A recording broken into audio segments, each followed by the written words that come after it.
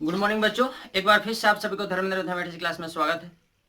आज के क्लास में आप लोग को इंटीग्रेशन स्टार्ट किया जाएगा। इंटीग्रेशन में सबसे पहले क्या पढ़ेंगे, हम लोग पढ़ेंगे इनडेफिनेट इंटीग्रेशन। ठीक है, जैसा कि यहाँ पर हेडिंग दिया गया है क्या, इंटीग्रेशंस यानी समाकलन। समाकलन में सबसे पहले आपको क्या जानना है, आपको जानना है इनडेफिनेट इंटीग्रेशन, जिसको बोला जाता है अनिश्चित समाकलन। ठीक है, तो जब इसको अनिश्चित समाकलन बोला जाता है तो सबसे पहला पॉइंट इसमें जानेंगे क्या इसका जानेंगे डेफिनेशन, कि आपको इंटीग्रेशन कहा किसको जाता है, एंटी डेरिवेटिव कहा किसको जाता है। तो आप लिख लेंगे पहला पॉइंट में क्या, तो the reverse process of differentiation is called as integrations, यानी डिफरेंशिएशन के उल्टा प्रोसेस को इंटीग्रेशन कहा जाता है। आप लैंग्वेज के तौर पर ऐसे लिखेंगे तो लिख लीजिए कि the reverse process of differentiations is called integration। ठीक है, यानी the reverse process of differentiation is called integrations, यानी डिफरेंशिएशन के रिवर्स प्रोसेस को क्या बोला जाता है, इंटीग्रेशन बोला जाता है। यानी अवकलन के व्युत्क्रम को क्या, समाकलन कहा जाता है। हिंदी में लिखना होगा तो आप लोग क्या लिखेंगे कि अवकलन के व्युत्क्रम को समाकलन कहा जाता है। ठीक है, उसके बाद क्या, सेकंड पॉइंट क्या है, इस इंटीग्रेशन का आपका कुछ सिनोनिम होता है। सिनोनिम क्या होता है, एक होता है एंटी डेरिवेटिव, इसी को क्या बोला जाता है, एंटी डेरिवेटिव। ठीक है, क्वेश्चन में अगर यदि आपको पूछना होगा तो आपको ये नहीं कहेगा कि आप इंटीग्रेशन ज्ञात कीजिए, मैक्सिमम जगह आपको क्या मिलेगा, यू फाइंड एंटी डेरिवेटिव। और इसी का एक और सिनोनिम क्या होता है, इसको बोला जाता है प्रिमिटिव भी बोला जाता है। ठीक है, प्रिमिटिव। आप इसको यानी आप इंटीग्रेशन को कह सकते हो क्या, एंटी डेरिवेटिव, और क्या कह सकते हो, प्रिमिटिव, और इसी को क्या कह सकते हो, इसी को आप इंटीग्रेशन कर सकते हो। ठीक है, आपका थर्ड पॉइंट क्या है, थर्ड पॉइंट ये है कि आप जानते हो कि differentiations of f x with respect to x बराबर क्या होगा, या एक काम कीजिए एफ एक्स प्लस सी कर लीजिए, कि डेरिवेटिव ऑफ क्या, f x plus c with respect to x. जब आप एफ एक्स प्लस सी का डेरिवेटिव एक्स के रिस्पेक्ट में करेंगे तो क्या होगा, तो मान लीजिए कि आपका हुआ कैपिटल एफ एक्स, ये आपका ऐसे, क्योंकि आप जानते हैं कि कांस्टेंट टर्म का डेरिवेटिव एक्स के रिस्पेक्ट में क्या होता है, जीरो होता है। आपने अभी अभी डिफाइन भी क्या किया कि डेरिवेटिव के एंटी प्रोसेस को क्या बोला जाता है, तो डेरिवेटिव के उल्टा प्रोसेस को यानी डेरिवेटिव के क्या, रिवर्स प्रोसेस को आपको एंटी डेरिवेटिव बोला जाता है, इंटीग्रेशन कहा जाता है। तो सबसे पहले यहाँ पर क्या लिखा गया है, derivative of f x plus c with respect to x बराबर क्या आया, एफ एक्स। तो यहाँ पे लिखिए कि देन यानी तब क्या, इसको अगर यदि क्या इंटीग्रेट किया जाए, यानी integrations of f x with respect to x, तो आपको ये मिलना चाहिए। क्योंकि जब इसका डेरिवेटिव आपने किया तो ये आपको आया, और आपने डिफाइन भी वही किया कि the reverse process of differentiations are known as integration. तो जब इसका डेरिवेटिव ये आ रहा है तो इसका जब एंटी डेरिवेटिव ज्ञात करेंगे तो ये मिलना चाहिए। तो यहाँ पर क्या लिखिए, एफ एक्स, और प्लस में यहाँ पर क्या लिखना होगा, सी। अब यहाँ पर ये सी क्या है, सी के जगह पर क्या, सी के जगह पर आपका क्या, कोई भी कांस्टेंट टर्म रहेगा। क्योंकि सी के जगह पर जीरो भी रहेगा तो इसका डेरिवेटिव क्या आएगा, एफ एक्स ही आएगा। अगर यदि वन भी होता तो इसका क्या, इसका डेरिवेटिव आपको एफ एक्स आता है। अगर यदि यहाँ टू भी होता तो एफ एक्स आता, थ्री भी होता तो एफ एक्स आता, फोर भी होता तो यहाँ एफ एक्स आता। क्योंकि आप जानते हैं कि कांस्टेंट टर्म का जो डेरिवेटिव होता है वो क्या होता है, जीरो होता है। तो यहाँ पर क्या, integration of f x with respect to x बराबर क्या हो गया, एफ एक्स प्लस सी। अब सी यहाँ पर क्या है, तो सी यहाँ पर है कांस्टेंट, क्या है, कांस्टेंट। अब कांस्टेंट है तो कैसा कांस्टेंट है, तो इसी को बोला जाता है इंटीग्रल कांस्टेंट। क्या बोला जाता है, इंटीग्रल कांस्टेंट। यानी सी का जो वैल्यू है वो क्या है, इनफाइनाइट। जब सी का वैल्यू है इनफाइनाइट, यही रीजन है कि नाम दिया गया है क्या, इनडेफिनेट इंटीग्रल। ये सी के जगह कोई भी वैल्यू हो सकता है, 0 1 2 3 4 5 6 या -1 -2 -3 -4 -5, यानी सी का जो वैल्यू है कोई निश्चित नहीं है। यही रीजन है कि इसको क्या बोला जाता है, अनिश्चित समाकलन। यानी कभी भी आप इंटीग्रेशन करेंगे तो इंटीग्रेशन करने के बाद लास्ट में एक टर्म जोड़ेंगे, क्या, सी, जिसको क्या बोला जाता है, कांस्टेंट। और इसी को आप ये भी कह सकते हैं इंटीग्रल कांस्टेंट, इंटीग्रल कांस्टेंट, ठीक है, इंटीग्रल क्या, कांस्टेंट। उसके बाद एक बात और, फोर पॉइंट में क्या, फोर पॉइंट में आपका सी जो होता है वो क्या होता है, सी को बोला जाता है इंटीग्रल कांस्टेंट बोला जाता है, इंटीग्रल कांस्टेंट। अब इंटीग्रल कांस्टेंट का मतलब क्या, इसी को बोला जाता है आर्बिट्ररी कांस्टेंट, ये आर्बिट्ररी कांस्टेंट, ठीक है। सी जो है क्या, सी को आप कांस्टेंट कहिए या इंटीग्रल कांस्टेंट कहिए या इसी को क्या कहिए, आर्बिट्ररी कांस्टेंट, यानी सी का आपका कोई वैल्यू होगा। उसके बाद क्या उसके बाद स्टेप नंबर 5, एक काम कीजिए फिलहाल इतना कॉपी कीजिए, बाद आप जानिए पॉइंट नंबर 5 में क्या है जो इंटीग्रेशन है वो क्या रिप्रेजेंट करेगा, तो ये आपको रिप्रेजेंट करता है, represent indefinite integral is represent area of क्या, sorry, family of a curve, क्या रिप्रेजेंट करता है, फैमिली ऑफ अ कर्व का। जिससे मान लीजिए नेक्स्ट आपका पॉइंट है कि इंटीग्रेशन ऑफ एफ एक्स, या मान लीजिए कि आपने एक्स का इंटीग्रेशन किया एक्स के रिस्पेक्ट में, तो इसका आया है क्या, एक्स स्क्वायर अपॉन 2 प्लस सी। ये सपोज कीजिए कि एक्स स्क्वायर अपॉन 2 प्लस सी आया इसका इंटीग्रेशन। अब इसका क्या बताना है, ग्राफ बताना है, किसका ग्राफ कैसा होगा। तो देखिए अब ये आपका क्या, एक्स का इंटीग्रेशन आया है एक्स स्क्वायर अपॉन 2 प्लस सी, इसका मतलब क्या, वाई बराबर आपको ये आया है एक्स स्क्वायर अपॉन 2 प्लस क्या, सी। इसका क्या ग्राफ शो करना है, तो ये आपका एक्स रहा, ये आपका एक्स डैश, ये आपका वाई, ये आपका वाई डैश, ये आपका क्या, ओरिजिन। वाई बराबर किसका, तो एक्स स्क्वायर अपॉन 2 प्लस सी का। तो पहले आप सी को भूल जाइए, पहले एक्स स्क्वायर अपॉन 2 का ग्राफ बताइए, कि आप तो ये जानते हैं कि वाई बराबर एक्स स्क्वायर का ग्राफ कैसा होता है, तो वाई बराबर एक्स स्क्वायर का ग्राफ ऐसे होता है, ये आपका ऐसे होता है। तो जब वाई बराबर एक्स स्क्वायर का ग्राफ ऐसा होता है तो एक्स स्क्वायर अपॉन 2 है, यानी ये क्या है, 2 से डिवाइड किया जा रहा है, तो ये क्या हल्का सा और क्या होगा, ऐसे हो जाएगा, थोड़ा सा अलग टाइप ऐसे हो जाएगा, ठीक है, ये आपका ऐसे। ये क्या, ये जब सी का वैल्यू 0 होगा, कोई बंदा बोलता है ये कि अगर यदि सर इस सी का वैल्यू यानी इंटीग्रल कांस्टेंट का वैल्यू यदि 1 हो जाए तो ग्राफ कैसा होगा, तो जब सी का वैल्यू 1 हो जाएगा तो इसका ग्राफ जो है 1 यूनिट ऊपर आ जाएगा, ये आपका ऐसे हो जाएगा। ये आपका क्या, एक्स स्क्वायर अपॉन 2 प्लस 1 का हो गया, ये किसका, एक्स स्क्वायर अपॉन 2 प्लस 0 का। अगर यदि सी का वैल्यू 2 हो जाए तो 1 यूनिट और ऊपर हो जाएगा, 1 यूनिट और ऊपर ऐसे हो जाएगा, एक्स स्क्वायर अपॉन 2 और प्लस में क्या 2।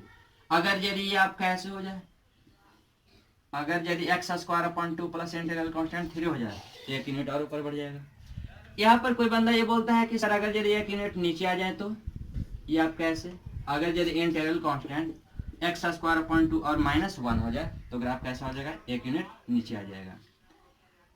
एक और ये आपका ग्राफ ऐसे हो जाएगा, ये किसका, तो एक्स स्क्वायर अपॉन 2 -2 का, यानी यदि नेगेटिव में होगा तो ग्राफ नीचे आ जाएगा और यदि पॉजिटिव में होगा तो ग्राफ ऊपर आ जाएगा। एक बात और, अगर यदि इन सभी पॉइंटों पर, इन सभी कर्वों पर अगर यदि टेंजेंट ड्रा किया जाए तो ऐसे टेंजेंट ड्रा किया जाए, तो ऐसे टेंजेंट ड्रा किया जाए तो क्या होगा, इसका टेंजेंट यानी इस कर्व का टेंजेंट, और उसके बाद क्या, इस कर्व का टेंजेंट, उसके बाद इस कर्व का टेंजेंट, यानी सभी टेंजेंट, सभी कर्व का जो टेंजेंट होगा वो क्या होगा, सेम होगा, क्या होगा, सेम, ठीक है। तो आप कह सकते हैं कि फैमिली ऑफ अ कर्व या इंडेफिनेट इंटीग्रल के कर्व का अगर यदि स्लोप की बात किया जाए, सभी के लिए अगर यदि टेंजेंट की बात की जाए तो क्या होगा, सेम होगा। यहाँ तक फिलहाल क्या करेंगे, आप कॉपी करेंगे। उसके बाद आप जानिए कुछ फॉर्मूला जानिए, जिससे मान लिया जाए ये आपका ऐसे integration of f x with respect to x में आप जानते हैं कि आपका क्या, कैपिटल एफ एक्स और प्लस आपका सी होता है। यानी कभी भी अगर यदि आप इंडेफिनेट इंटीग्रल ज्ञात करेंगे तो इंटीग्रेशन उसका जो भी आएगा उसमें क्या ऐड करेंगे, एक इंटीग्रल कांस्टेंट सी। इसको क्या बोला जाता है, ये आपका साइन जो है ये आपको बताता है क्या कि किन का इंटीग्रेशन करना है। तो ये आपको टर्म बताता है कि किसका करना है, तो ये कहता है किसके रिस्पेक्ट में। ये आपको बताना है कि आप इंटीग्रेशन करना है, ये बताएगा कि किन का, तो जो यहाँ पर टर्म आएगा एक्स के जगह पर उनका इंटीग्रेशन, तो ये आपको एक्स क्या बताएगा, सॉरी ये आपका डी क्या बताएगा, ये आपका डी ये बताता है कि किन के रिस्पेक्ट में करना है। जैसे मान लिया कि एक्स के पावर 1 का इंटीग्रेशन करना है एक्स के रिस्पेक्ट में, तो क्या होगा, ये आपको साइन क्या बता रहा है, ये आपको कहा जा रहा है कि आप इंटीग्रेशन ज्ञात कीजिए। तो ये टर्म क्या कहता है, किन का करना है, यानी ये कहता है कि किन का इंटीग्रेशन ज्ञात करना है, तो ये कहता है किन के रिस्पेक्ट में करना है। तो एक्स का इंटीग्रेशन ज्ञात करना है एक्स के रिस्पेक्ट में। तो फिलहाल आप याद ये रखिए कि x square upon 2 plus c होगा। कैसे होगा इसका हम लोग अब फार्मूला देखते हैं। जैसे पहला फार्मूला क्या है, तो antiderivative of x to the power n with respect to x, यानी एक्स के पावर एन का इंटीग्रेशन एक्स के रिस्पेक्ट में क्या होता है, तो आपका होता है एक्स के पावर एन प्लस 1 अपॉन में एन प्लस 1 और प्लस में क्या सी। ठीक है, सेकेंड में क्या, सेकेंड में आपका integration of sine x with respect to x, यानी साइन एक्स का इंटीग्रेशन एक्स के रिस्पेक्ट में क्या होगा, तो ये आपका होता है माइनस में कॉस एक्स और प्लस में क्या सी। उसके बाद नेक्स्ट फार्मूला क्या है आपका, तो integration of cos x with respect to x, यानी कॉस एक्स का इंटीग्रेशन एक्स के रिस्पेक्ट में क्या होगा, तो ये आपका होता है साइन एक्स और प्लस में क्या सी। उसके बाद नेक्स्ट आप याद रखेंगे इंटीग्रेशन ऑफ क्या, integration of 1 with respect to x. 1 का इंटीग्रेशन बताना एक्स के रिस्पेक्ट में, तो 1 का इंटीग्रेशन एक्स के रिस्पेक्ट में क्या होगा, तो एक्स प्लस सी। एक बात और, अगर यदि आपको इंटीग्रेशन बताना हो 1 का वो भी जेड के रिस्पेक्ट में, तो क्या होगा, तो 1 का इंटीग्रेशन जब x के रिस्पेक्ट में ज्ञात कर रहे थे तो x प्लस सी हो रहा था, तो 1 का इंटीग्रेशन z के रिस्पेक्ट में ज्ञात करेंगे तो क्या होगा z प्लस सी। 1 का इंटीग्रेशन अगर यदि हम लोग t के रिस्पेक्ट में ज्ञात करें तो t प्लस सी होगा। Next integration of k into x with respect to x, अगर यदि k इनटू x का इंटीग्रेशन ज्ञात करना हो तो रूल ये कहता है कि अगर यदि किसी वेरिएबल में कोई कांस्टेंट टर्म से मल्टीप्लाइड हो तो आप उस कांस्टेंट टर्म को सबसे पहले बाहर कर लेंगे और जो वेरिएबल रह जाएगा उसका आप इंटीग्रेशन ज्ञात कर लेंगे। तो ये आपका क्या हो जाएगा, तो के एन, तो ये आपका x के पावर n पर टूटेगा, ये आपका फार्मूला नंबर 1 पर टूटेगा। ये आपका n क्या है, तो n के आपका है n बिलोंग्स टू r, कोई भी रियल नंबर रहेगा, लेकिन कंडीशन है at n not equal to -1, यानी -1 को छोड़ करके। अब देखिए ये आपका n के जगह पर क्या 1 है, जब n के जगह पर 1 है तो x के पावर n का फार्मूला क्या जानते हैं, तो x के पावर n का फार्मूला जानते हैं x to the power n plus 1 upon n plus 1 और प्लस में क्या c। तो जब 1 में 1 ऐड कीजिएगा तो क्या 2 होगा, अपॉन में 2 और प्लस में क्या c। उसके बाद next formula integration of sec square x with respect to x। Sec square x का क्या होगा इंटीग्रेशन, तो आपका होगा tan x प्लस में क्या c। उसके बाद integration of cosec square x dx, cosec square x का इंटीग्रेशन x के रिस्पेक्ट में क्या, तो आपका होगा माइनस में cot x और प्लस में क्या c। इतना फिलहाल आप कॉपी करेंगे।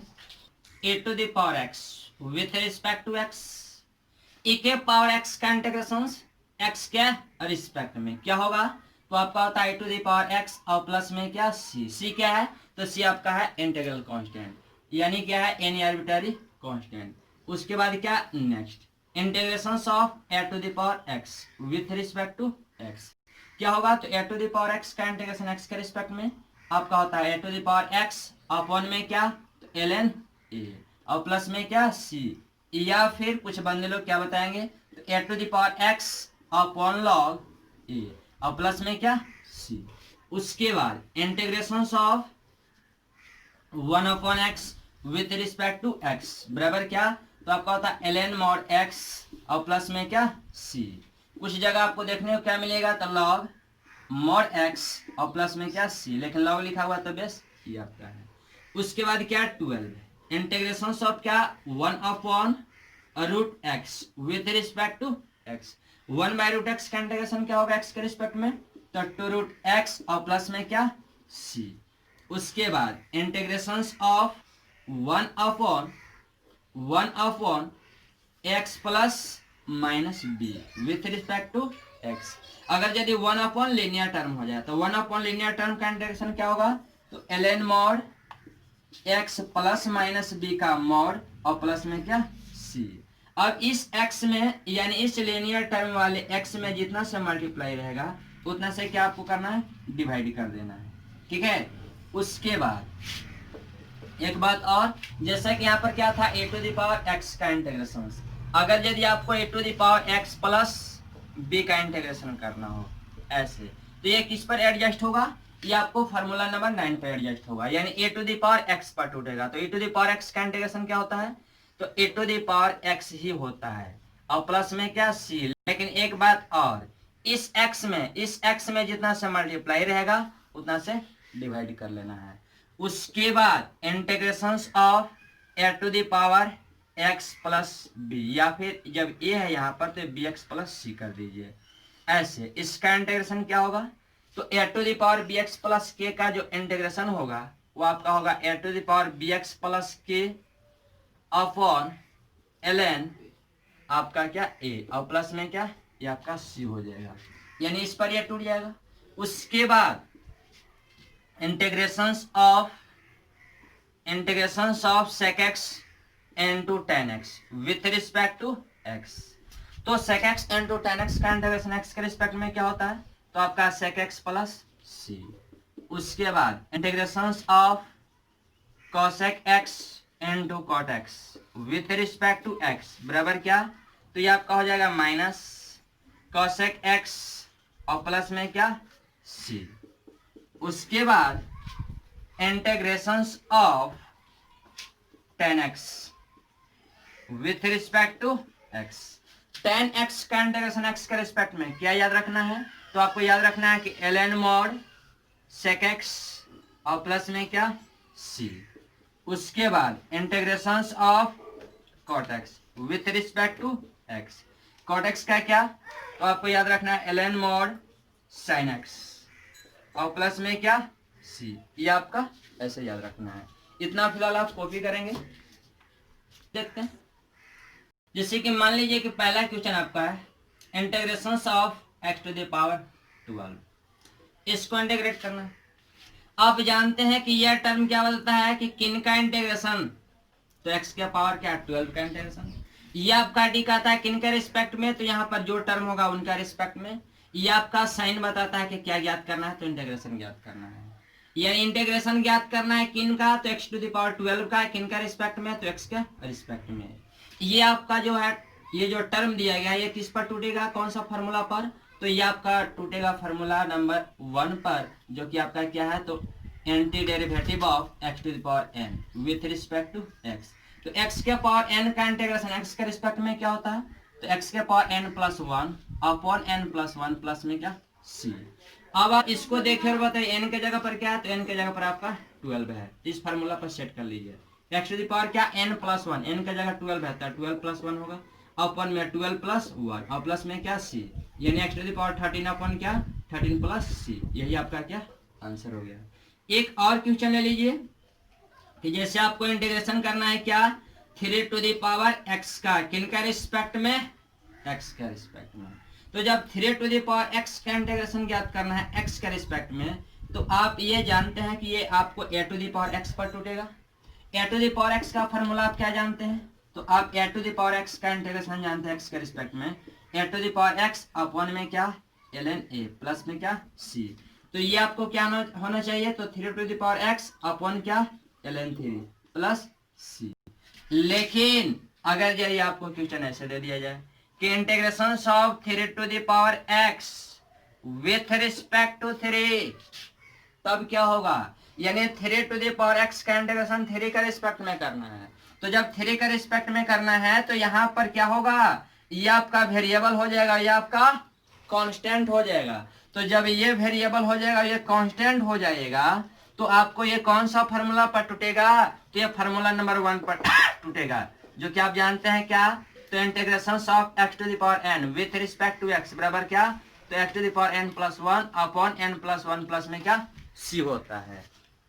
तो यहाँ पर क्या हो जाएगा? तो 3 to the power x plus 1 upon में क्या x प्लस 1 प्लस में क्या c। ठीक है, एक और क्वेश्चन है, आपको a to the a into b या a to the power x b to the power x, इसका इंटीग्रेशन ज्ञात करना है। तो जब a to the power x और into b to the power x का इंटीग्रेशन ज्ञात करना है, तो आप कैसे ज्ञात करेंगे? तो सबसे पहले आप a इंटू b का whole to the power x लिख लीजिए, ये आप कैसे हो जाएगा। ये जब आप कैसे हो जाएगा तो अब इसका इंटीग्रेशन ज्ञात करना है। तो ये भी देख रहे हैं कंप्लीट टर्म क्या है? कांस्टेंट है, तो ये आपका a to the power x पर टूटेगा। तो a to the power x का क्या जानते हैं इंटीग्रेशन? तो आप जानते हैं a to the power x upon में क्या? ln a और प्लस में क्या c। यही आपका क्या आंसर हो गया। इतना फिलहाल आप कॉपी कीजिए। क्वेश्चन आपका है कि इंटीग्रेशन ऑफ x प्लस 2 का होल टू द पावर 3, इसको क्या करना है? इंटीग्रेट करना है।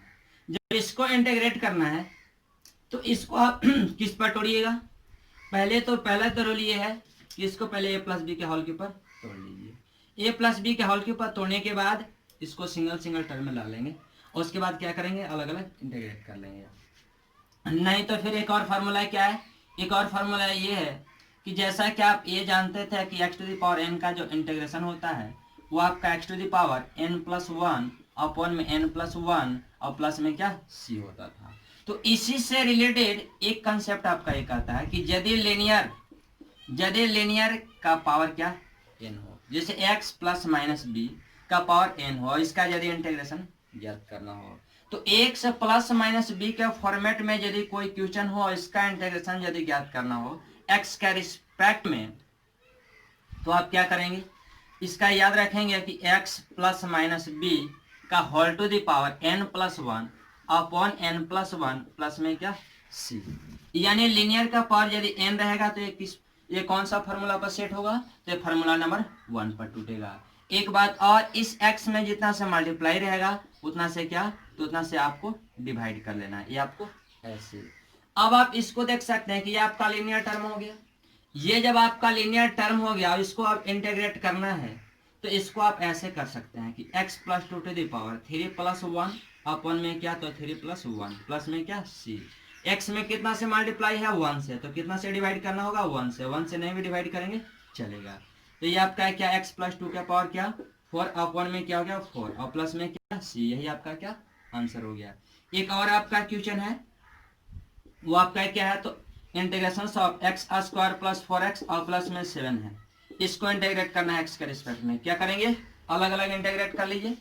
अलग अलग कीजिएगा तो इधर x स्क्वायर का इंटीग्रेशन हो जाएगा प्लस यहाँ पर 4 इंटू एक्स है, तो 4 इंटू एक्स में 4 तो कांस्टेंट टर्म है, बाहर हो जाएगा। तो किसका इंटीग्रेशन करना होगा? x के पावर 1 का। तो x के पावर 1 का इंटीग्रेशन ज्ञात कीजिए। उसके बाद क्या? 7 का। 7 आपका कांस्टेंट टर्म है, तो 7 कांस्टेंट टर्म है, तो 7 बाहर हो जाएगा तो बचेगा क्या अंदर में? 1। तो 1 का इंटीग्रेशन ज्ञात कीजिए। ये x स्क्वायर हो गया, तो x स्क्वायर का इंटीग्रेशन क्या होगा? ये आपको x के पावर n पर टूटेगा और x के पावर n का फॉर्मूला क्या जानते हैं? तो x to the power n plus 1 upon n plus 1। तो 2 में 1 ऐड कीजिएगा तो 3 अपॉन 3 प्लस यहाँ पर क्या 4 इंटू ये x के पावर 1 है, तो ये आपका x स्क्वायर अपॉन 2 और प्लस ये 7 कांस्टेंट है, बाहर छोड़ दीजिए। 1 का इंटीग्रेशन x के रिस्पेक्ट में x और प्लस में क्या c। कौन तो बंदा बोल रहा है कि इसके लिए भी x c होना चाहिए था, इसके लिए भी x c होना चाहिए था, इसके लिए भी x c होना चाहिए। तो यहाँ भी कांस्टेंट, यहाँ भी कांस्टेंट, यहाँ भी कांस्टेंट, तो कांस्टेंट प्लस कांस्टेंट कीजिएगा, क्या मिलेगा? कांस्टेंट। तो कंप्लीट यानी तीनों कांस्टेंट को मिला करके सिर्फ c लिख दीजिए तो पूरा कांस्टेंट का काम करेगा। तो यही आपका क्या आंसर हो गया। इसको कॉपी कीजिए। आपका क्वेश्चन है, वो भी क्वेश्चन कैसे पूछेगा? तो ऐसे पूछेगा कि फाइंड द एंटी डेरिवेटिव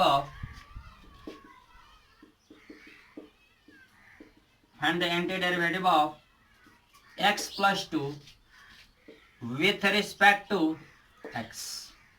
यानी x plus 2 का इंटीग्रेशन ज्ञात कीजिए। किसका रिस्पेक्ट में? तो x plus 1 का रिस्पेक्ट में। तो जब x plus 2 का इंटीग्रेशन ज्ञात करना है x plus 1 का रिस्पेक्ट में, तो आप क्या करेंगे? आप यहाँ पर ऐसे लिखेंगे कि एंटी डेरिवेटिव ऑफ किसका ज्ञात करना है, तो x प्लस 2 का। इन्हें कहा जा रहा है कि फाइंड द क्या, antiderivative of x plus 2 with respect to क्या, तो x प्लस 1, यानी x प्लस 2 का समाकलन ज्ञात करना है x प्लस 1 के सापेक्ष। तो जब x प्लस 1 के सापेक्ष ज्ञात करना है तो ये आपका x प्लस 1 हो गया।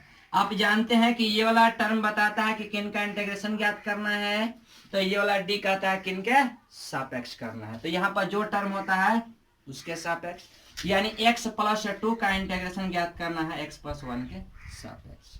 तो यहाँ पर हम लोग क्या करेंगे, यहाँ पर सबसे पहले ऐसे लिखेंगे x प्लस ये आपका 2 है, इसको यदि x प्लस 1 लिख लिया जाए और प्लस में यदि 1 लिख लिया जाए तो क्या कोई दिक्कत है, यदि कोई दिक्कत नहीं है तो ये आपका x प्लस 1 और प्लस 1 हो गया, और क्या ये आपका x प्लस 1 के सापेक्ष ज्ञात करना है। अब एक काम कीजिए, इससे आप इसको भी एक ब्रैकेट में से डाल लीजिए, आप मल्टीप्लाइड भी कर सकते हैं।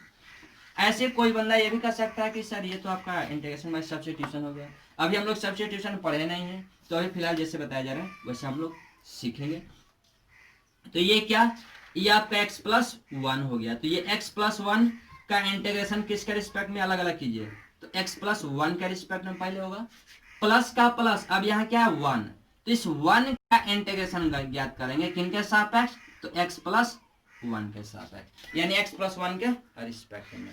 तो ये क्या होगा, ये कुछ नहीं तो इसका पावर तो 1 है।